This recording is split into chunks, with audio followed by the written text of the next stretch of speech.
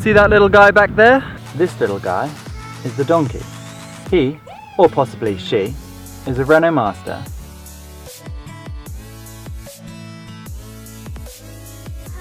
And for the past decade, it's been transporting materials all around Europe and the UK to build some of the best play equipment in possibly the whole of the world.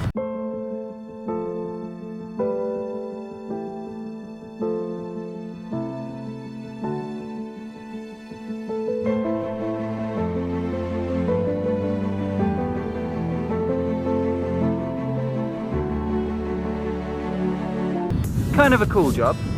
However, after doing this for 160,000 miles, often with a trailer on the back as well, it reached the end of its lifespan, so we took it over and decided to convert it to a campervan.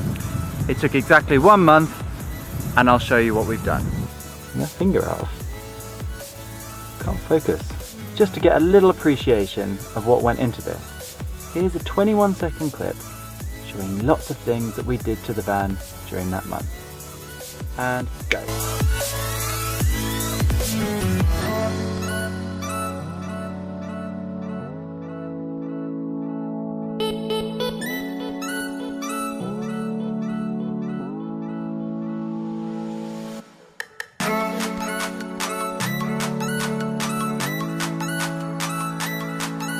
Let's have a look in the back then, I guess.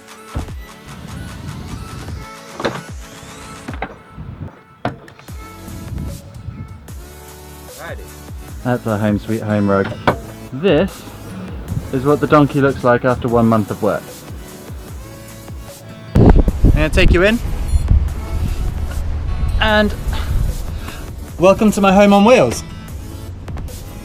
We've got the cupboard over there, the sofa bed there, and the kitchen unit right there. Storage is up there, in here, in there, in there, and under there as well. Light switch there, powers all these top lights. A little reading lamp there, switch on right there. Extractor fan up here, gets switched on by this one. And there's your power plugs right there. First up, I'm going to show you what might be my favourite part of the van, because I think it's really, really clever and it was really fiddly to do. It is the bed and the sofa all in one. You can fit 1, 2, 3, 4. This is a sofa that's big enough to fit 4 people into it. Where the real magic comes is when you look at what's inside and what it can do.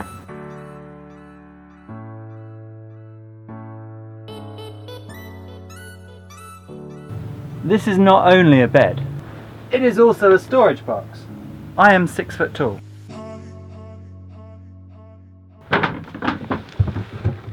This is me inside the storage box.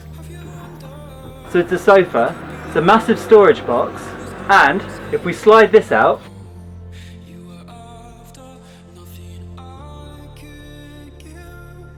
you have a double bed.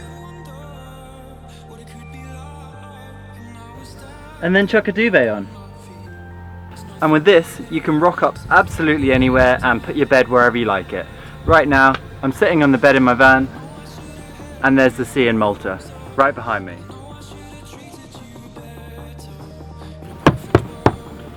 The floor is a fake hardwood laminate. All the interior walls are finished in this wood cladding with a very soft white paint brushed over it to give it a slightly washed out effect and take away the yellowness of the wood.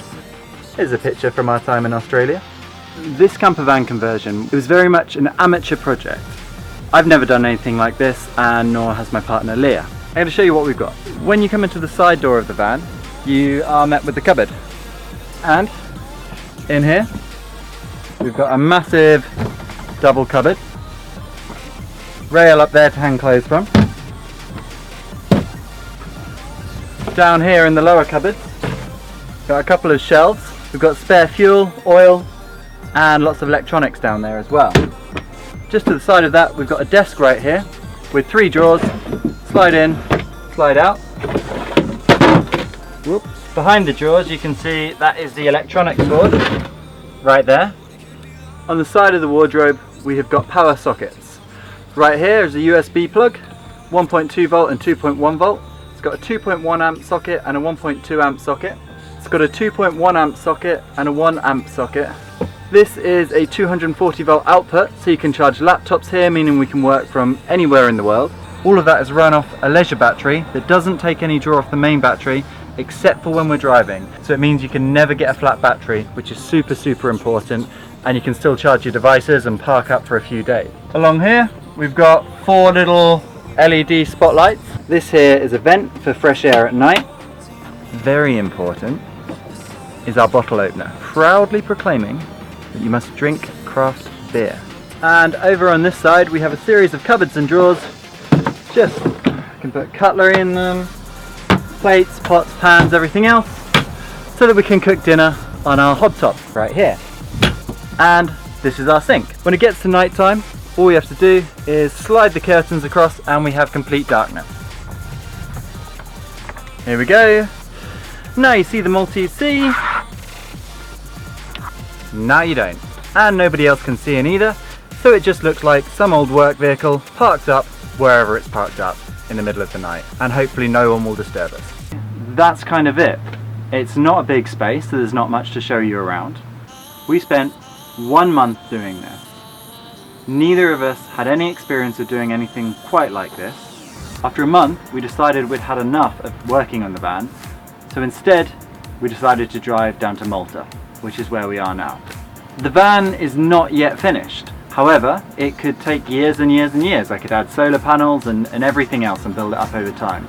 But after 1 month, it was good enough to hit the road. And sometimes you just got to go and just do something and not wait for it to be perfect, because it never will be exactly as you want it to be. I'll show you a few things that are not quite right. Up here, I haven't been able to cover this metal yet. I just haven't had time.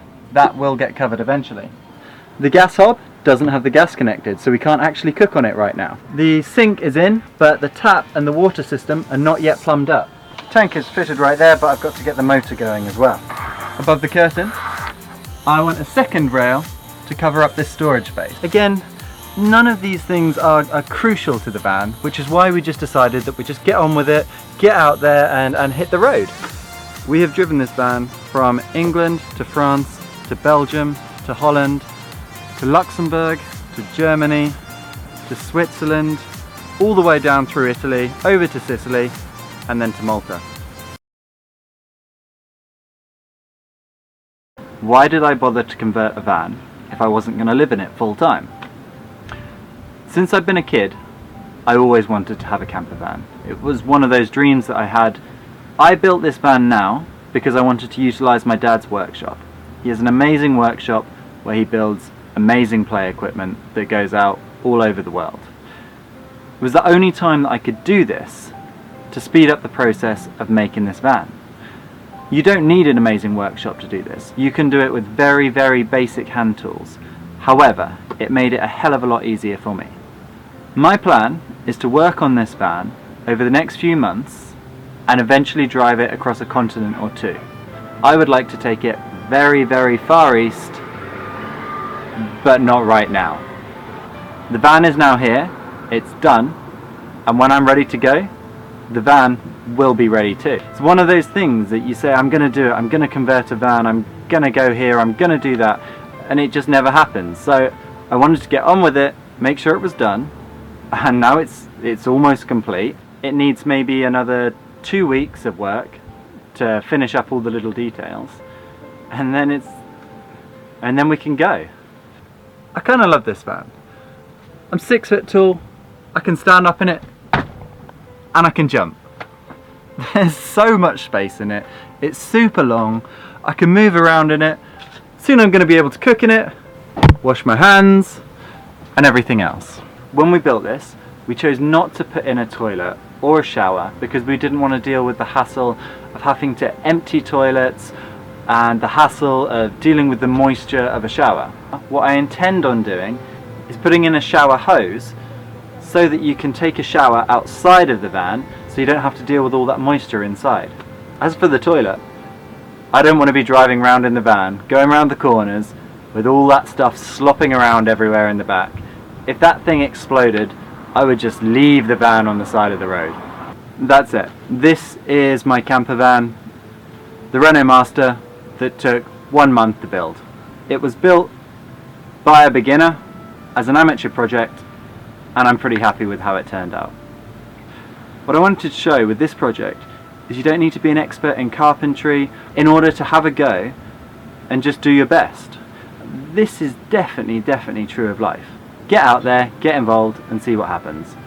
Don't worry about the people who say, oh, you can't do this, you need to practice this, you don't have the skills, because there are people like that in life.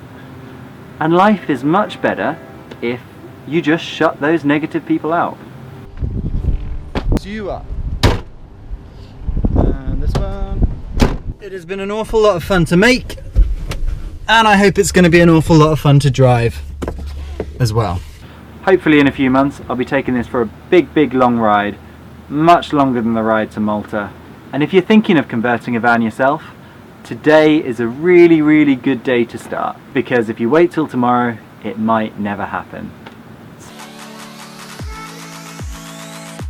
That's kind of it. I will be sharing some videos of how to convert a van for beginners by a beginner. Hit subscribe and I'll post up the videos soon.